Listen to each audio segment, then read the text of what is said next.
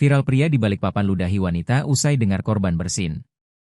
Beredar di media sosial sebuah video mengejutkan yang terekam dalam video amatir di kawasan Manggar, Balikpapan Timur, Kalimantan Timur, mendadak viral di media sosial sejak Minggu, 5 Oktober 2025.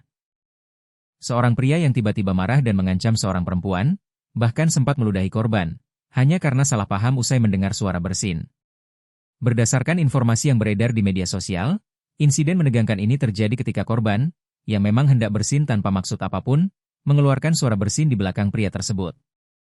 Pria yang tidak diketahui identitasnya itu diduga mengira suara bersin tersebut merupakan bentuk ejekan atau penghinaan. Didorong rasa amarah, pria tersebut langsung berbalik badan dan mengeluarkan ancaman.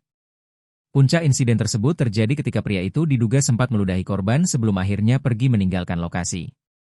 Perempuan yang menjadi korban hanya bisa menangis ketakutan akibat ancaman dan tindakan kekerasan non-fisik yang dialaminya.